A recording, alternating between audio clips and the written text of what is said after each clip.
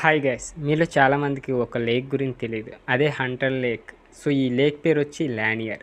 So ఇది Georgia reserve యొక్క chilling చరిత్ర లోపల 700 మరణాల వరకు అయితే ఇక్కడ కనిపించాయట. సో ఈరోజు వీడియోలో దీని గురించి తెలుసుకుందాం. సో వీడియోని ఎవరైతే కొత్త వారు చూస్తున్నారో ఇంట్రెస్టింగ్ స్టోరీస్ అండ్ ఫ్యాక్ట్స్ కోసం మన ఛానల్ తప్పకుండా అయితే సబ్స్క్రైబ్ చేసుకోండి. ఈ టాపిక్లోకి వెళ్ళిపోదాం. హంటర్ లానియర్ సరస్సు 1956లో సృష్టించబడినప్పటి నుండి వందలాది మరణాలకు కేంద్రంగా అయితే ఇక్కడ ఉంది. సో కొంతమంది ప్రజలైతే నమ్ముతారు, ఎందుకంటే రిజర్వాయర్ యొక్క చీకటి గతం నుండి బాధితులు దెయ్యాలు ఈతగాలని వారి నీటి నుండి సమాధులకు అయితే లాగుతున్నాయంట. సో లేక్ లానియర్ జార్జియాలో అతిపెద్దది, యునైటెడ్ స్టేట్స్లో అత్యంత ఘోరమైన వాటిలో ఒకటి. ఇక మానవ నిర్మిత జలాశయం 1956లో సృష్టించబడినప్పటి నుండి సుమారు 700 మంది తమ ప్రాణాలు కోల్పోయారు. ఇక లేక్ లానియర్ హంటెడ్ అని కొంతమంది అయితే నమ్ముతారు. ఇక ఎండలో తడిసిన పర్యాటక ఆకర్షణ ప్రతి సంవత్సరం 10 మిలియన్ల కంటే ఎక్కువ మంది ఇక్కడ చూడటానికైతే వస్తారు. ఇది మరణాల సంఖ్యకు కారణమవుతుంది. ఏదేమైనప్పటికీ సమీపంలోని అల్లాటూనా సరస్సు ఏటా దాదాపు అనేక మంది పర్యాటకులను అయితే చూస్తుంది. ఇక దాని చరిత్రలో మరణాల సంఖ్యలో కొంత భాగాన్ని మాత్రమే నమోదు చేసింది. ఇక చారిత్రక పట్టణం ఆస్కర్ విల్లేపై ఈ జలాశయం నిర్మించబడింది. సో నీటి ఉపరితలం కింద ఉన్న శిథిలాలను లేవర్ హెడ్ చూపులను అయితే నిందించారు. మరి కొందరు లేక్ లానియర్ ఆస్కర్ విల్లాలోని విడిచి వెళ్లాల్సి వచ్చిన వారు ఆత్మలచే వెంటాడుతుందని అయితే భావిస్తారు. ఇంకా ఎక్కువ మంది సిద్ధాంతకర్తలు సరస్సు యొక్క 27 మంది బాధితులు దెయ్యాలు ఇక వారి మృతదేహాలను ఎన్నడూ తిరిగి పొందని అనుమానాస్పద ఈతగాలను వారి మరణాలకైతే లాగారు. అటువంటి హింసాత్మక చరిత్ర సరస్సు ఉనికిలో ఉండటానికి ఒక శతాబ్దానికి పైగా ఉంది. ఇది ఆశ్చర్యం కలిగించడానికి సరిపోతుంది. ఇక ఇక్కడ ఒకటి the bloody history of lake Lanier అని ఒకటైతే నమ్ముతారు. ఇక లానియర్ సరస్సు ఈరోజు సహజంగా కనిపించవచ్చు. సో కానీ కూర్చున్న భూమికి గాయం, హింస, మరణం యొక్క సుదీర్ఘ చరిత్ర ఉంది. చెరోకీ ప్రజలు 1830లో ట్రయల్ ఆఫ్ ట్రియర్స్ యుఎస్ ప్రభుత్వం వారిని బహిష్కరించే వరకు రిజర్వేయర్ యొక్క పశ్చిమ వైపు సరిహద్దుగా ఉన్న ప్రస్తుత ఫోర్సిత్ కౌంటీలో అయితే నివసిస్తున్నారు. సో ఆ తర్వాత 1912లో మరొక మైనారిటీ వర్గం ఆ ప్రాంతం నుండి బలవంతంగా వెళ్ళగొట్టబడింది. ఆ సెప్టెంబర్లో ఆస్కర్ విల్లే పట్టణంలో మేక్రో అనే యువకుడిపై అత్యాచారం చేసి కొట్టి చంపారు. ఇక నివాసితులు వెంటనే 3 నల్లజాతీయులను అయితే నిందించారు. ఒక శ్వేతజాతి గుంపులో ఒకరిని హింసాత్మకంగా కొట్టగా మిగిలిన 2 దోషులుగా గుర్తించి అయితే ఊరి తీశారు. ఇక ఈ సంఘటన తర్వాత తమను తాము నైట్ రైడర్స్ అని పిలిచే సాయుధ శ్వేతజాతీయులు అంటే తెల్లవారులే సో సమూహాలు నల్లజాతి నివాసితులను అయితే బెదిరించారు. వారు ఆస్కర్ విల్లే నుండి పారిపోయి అక్కడి వరకు వ్యాపారాన్ని తగలబెట్టేశారు. 1910 అండ్ 1920 మధ్య ఫోర్సిత్ కౌంటీలో నల్లజాతీయుల జనాభా 1098 మంది నుండి కేవలం 30కి పడిపోయిందని అయితే అట్లాంటిక్ హిస్టరీ సెంటర్ అయితే నివేదించింది. ఏది ఏమైనప్పటికీ 1946లో ఆస్కర్ విల్లే పట్టణంతో సహా ఉత్తర జార్జియాలో 38,000 ఎకరాల భూభాగంలో ఒక పెద్ద సరస్సును సృష్టించే ఆనకట్ట నిర్మాణానికి కాంగ్రెస్ అధికారం ఇచ్చినప్పుడు ఆ చరిత్ర అంతా కొల్లకొట్టుకుపోయినట్లయితే కనిపిస్తుంది. ఇక 1950లో కార్మికులు నేల కొరిగారు. ఇక 1956 నాటికి ఆస్కర్ విల్లేలో పూర్తిగా నీటి అడుగునైతే ఉంది. ఇక US Army Corps of Engineers ఈ ప్రాంతాన్ని వరదల ముంచెత్తే ముందు చాలా గృహాలు నిర్మాణాలు మార్చారు. ఇక వారు అనేక శ్మశాన వాటికలను అయితే మార్చారు, కానీ ఏవైనా గుర్తు తెలియని సమాధులు మిగిలి ఉన్నాయి. ఫోర్సిత్ కౌంటీ యొక్క అసలైన నివాసితుల నుండి 1990లో పట్టణం నుండి పారిపోయిన నల్లజాతి కుటుంబాలకు చెందిన వారి వరకు ఈ దెయ్యాలు లేక్ లానియర్ను ఈ రోజు వరకు వెంటాడుతున్నాయని అయితే ఆరోపించారు. ఇక 2020లో ఆర్మీ కార్ప్స్ ఆఫ్ ఇంజనీర్ ప్రతినిధి సిజోర్ యూబర్ సిఎన్ఎన్తో మాట్లాడుతూ గుర్తించబడిన ఖండాలను గుర్తించడానికి ఆ సమయంలో కార్ప్స్ అన్ని ప్రయత్నాలు చేసినప్పటికీ ఆ సమయంలో ఉన్న పరిమిత సామర్థ్యాలు మానవ అవశేషాలను ఊహించిన విధంగా కనుగొనే అవకాశం అయితే ఉంది.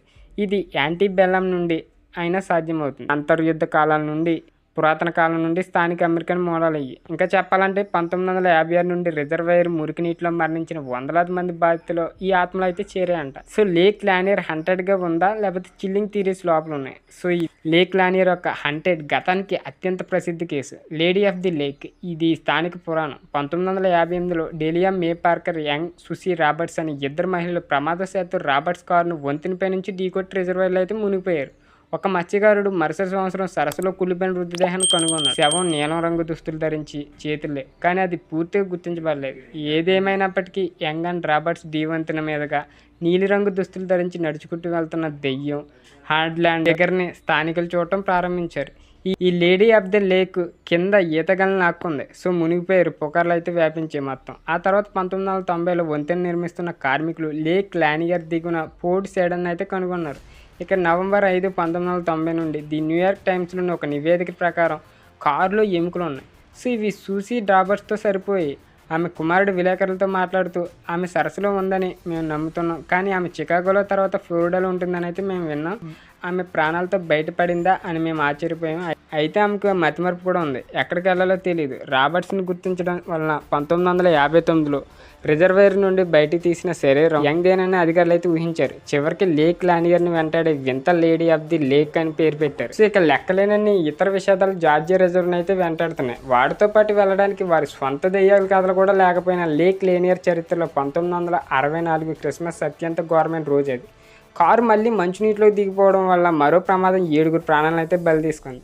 సో ఈ ప్రమాదంలో ఒక వివాహిత దంపతులు, 4 పిల్లల్లో 3, అలాగే మరో 2 పిల్లలు అయితే మరణించారు. కారు ధ్వంసాలతో పాటు లెక్కలేనన్ని పడవ ఢీకొనడం, మంటలు, విద్యుత్ ఘాతాలు శతాబ్దాలుగా సంభవించాయి. వీటిలో చాలా వరకు నిర్లక్ష్యంగా వ్రాయబడ్డాయి, అయితే కొన్ని వింతగా వివరించలేనివి. ఉదాహరణకు 2021లో ఒక పడవ పేలుడు సంభవించినప్పుడు ఇంతకు ముందు సమస్యలు లేని ఓడ సరస్సుపై యాదృచ్ఛికంగా పేల్చిపోయినప్పుడు ఎక్కడా కనిపించలేదు. అప్పుడు కెల్లినా సదృశ్యం ఈ రోజు వరకు మిస్టరీగా మిగిలిపోయింది. జనవరి 5, 2015 25 ఏళ్ల యువకుడు అనారోగ్యంతో ఉదయం 4 గంటలకు మంచం మీద నుండి లేచాడు. మరుసటి రోజు ఉదయం అతని స్నేహితురాలు మేల్కొన్నప్పుడు అతను ఎక్కడా కనిపించలేదు. అతని శరీరం 1 నెల తర్వాత లేక్ లానియర్లో కనుగొనబడింది. అతనికి తుపాకీ గాయం ఉన్నప్పటికీ అతని మరణం మునిగిపోయినట్లయితే నిర్ధారించబడింది. ఈ మరణాలు సహజ సంఘటనల ద్వారా వివరించబడతాయా లేదా పారానార్మల్ యాక్టివిటీ ద్వారా సంభవించాయా అనేది చర్చనీయంగా మారింది. ఇక సంబంధం లేకుండా లేక్ లానియర్ యొక్క ఆరోపించిన వెంటాడే ప్రతి సంవత్సరం దాని ఒడ్డుకు చేరుకునే మిలియన్ల మంది ప్రజలను అయితే దూరంగా ఉంచుతాం. ఇక ఇప్పుడున్న కాలంలో కూడా హంటర్ లేక్ లానియర్ అలాగ ఉందా? ఇక నేడు లానియర్ సరస్సు వద్ద విహారయాత్ర చేసే చాలామందికి దాని చిల్లింగ్ చరిత్ర గురించి తెలియదు. అలాంటప్పుడు వారిలో చాలామంది ఇప్పటికీ దాని నీటిలో ముంచుకొచ్చే వింత అనుభూతిని ఎందుకు అనుభవిస్తున్నారు? ఒకప్పుడు ఆస్కర్ విల్లేలో ఉన్న ఒక చర్చి యొక్క స్టిప్పుల నుండి గంటలు వినపడుతున్నాయి. కొందరు ఈతగాళ్ళు పేర్కొన్నారు ఇది అసాధ్యం. ఆర్మీ కార్ప్స్ ఆఫ్ ఇంజనీర్స్ రిజర్వేర్ను వరల ముంచెత్తే ముందు అన్ని పెద్ద నిర్మాణాలు అయితే తొలగించారు. అన్నిటికంటే కానీ రింగింగ్ నివేదికలు అయితే కొనసాగుతున్నాయి. ఏదేమైనప్పటికీ సరస్సు యొక్క గతానికి సంబంధించిన ఇతర సాక్ష్యాలు కేవలం ఉపరితలం కింద ఉన్నప్పుడు వెంటాడే ఆరోపణలు అయితే విస్మరించడం కష్టం. పాత ఆటో రేసింగ్ ట్రాక్ రిజర్వేర్ దిగున ఉంది. ఇక కొంతమంది డైవర్ల ప్రకారం శరీర భాగాలు కూడా ఉంటాయట. లేక్ లానియర్ లోతుల్లోకి తరచుగా దిగే బంక్ బోకాన్ ఒకసారి ఇలా అన్నాడు, మీరు చీకట్లో చేరుకుంటారు, మీకు చెయ్యి లేదా కాలు కనిపిస్తాయి, అది కదలదు. ఇప్పటికీ లేక్ లానియర్ నిజంగా వెంటాడేదా అనేది చూసేవారి దృష్టిలో ఉంది. స్పష్టమైన దెయ్యాలు వీక్షణలు, అనేక మరణాలు పరిష్కరించబడిన సాక్షుల కథలు అయితే ఉన్నప్పటికీ చాలామంది ప్రజలు ఈ సరస్సు కేవలం మరొక నీటి శరీరం అని నమ్ముతారు. అయితే ఇతరులకు లేక్ లానియర్ నిస్సందేశంగా వెంటాడుతుంది. ఇంత నీచమైన గతంలో ఇది అలా ఉండకూడదు. బట్ ఇక్కడ ఎన్నో సహజమైన రకరకాల వింతలు అనుభూతులు చెంది చాలామంది అయితే చనిపోయారు. ఆల్మోస్ట్ 700 పీపుల్స్ అయితే ఇక్కడ చనిపోయారని అయితే వాళ్ళు నమ్ముతారు. బట్ అవి కూడా మనం నమ్మదగిన విషయాలుగా వాళ్ళందరూ చనిపోయారు. బట్ ఏదో ఒకటి జరిగింది అనుకోండి. సో ఇది హంటెడ్ మోస్ట్ లేక్ అంటే ఇదే. సో భయపెట్టేవారిది అయితే ఈ లేక్ అయితే కొంచెం సాహసమనే చెప్పాలి. సో వీడియో అయితే ఎక్కడితే ఎండ్ చేస్తున్నాను. వీడియో నచ్చితే తప్పకుండా లైక్ చేయండి. ఇలాంటి ఇంట్రెస్టింగ్ స్టోరీస్ కోసం మన ఛానల్ తప్పకుండా సబ్స్క్రైబ్ అయితే చేసుకోండి.